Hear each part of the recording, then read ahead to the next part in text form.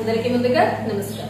BRS party 9 ఏండ్లు అధికారంలో ఉండి ప్రజలకు ఇచ్చిన హామీలను విస్మరించిందని ఆల్ ఇండియా ప్రజా సేవ సమితి జాతీయ అధ్యక్షులు పులిమామిడి సోమన్న అన్నారు. తెలంగాణ అభివృద్ధి విస్మరించి సంపాదనే మార్గంగా పనిచేస్తుందని సోమన్న ఆరోపించారు. ప్రజలు వ్యతిరేకించి బీఆర్ఎస్ పాలనకు దూరంగా పెట్టిన ప్రజా సమస్యలపై పోరాడుతున్నారు చెప్పడం విడ్డూరంగా ఉందని ఆయన అన్నారు.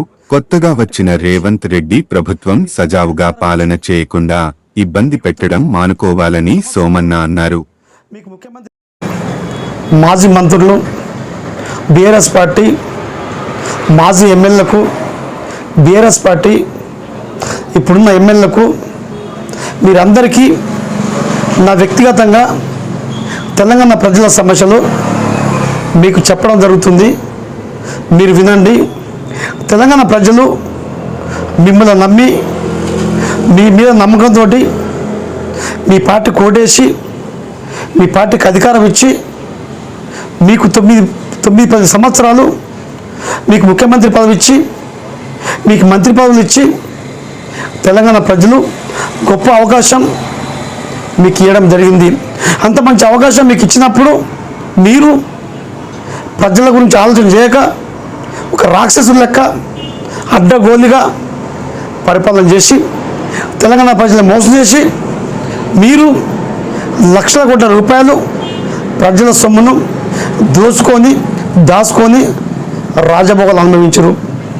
ఈ విషయాన్ని గమనించిన తెలంగాణ ప్రజలు మొన్న తెలంగాణ రాష్ట్రంలో అసెంబ్లీ ఎలక్షన్ వచ్చినప్పుడు మిమ్మల్ని చీకొట్టి మీ పార్టీని పక్కన పెట్టి రేవంత్ అన్న నమ్మకంతో కాంగ్రెస్ పార్టీ కోటేసి కాంగ్రెస్ పార్టీకి అధికారం ఇచ్చి ఇప్పుడు తెలంగాణ రాష్ట్రంలో కాంగ్రెస్ పార్టీ పరిపాలన జరుగుతుంది.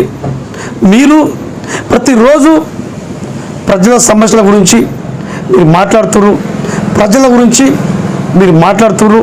మీరు 9-10 సంవత్సరాలు అధికారంలో ఉండి ప్రజలకు ఇచ్చిన హామీలు అమలు చేయక ప్రజలు మోసం చేసి మీరు ఇప్పుడు ఏ ముఖం పెట్టుకొని మళ్ళీ ప్రజల గురించి మీరు మాట్లాడుతున్నారు.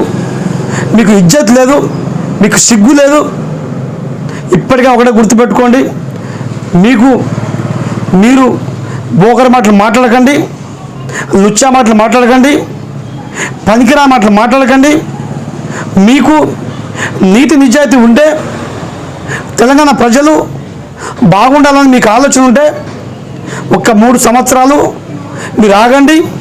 ఈ 3 సంవత్సరాలు రేవంత్ రెడ్డి గారు ప్రజలకు ఇచ్చిన హామీలు అమలు చేయనప్పుడు రేవంత్ రెడ్డి గారు తెలంగాణ ప్రజలకు మంచి పరిపాలన ఇవ్వనప్పుడు మీరు ప్రజల గురించి మాట్లాడండి, ప్రజల గురించి ఉద్యమాలు చేయండి, అవసరమైతే మీరు చావండి. కానీ ఒకటి గుర్తుపెట్టుకోండి, ఆలోచించండి. జై తెలంగాణ.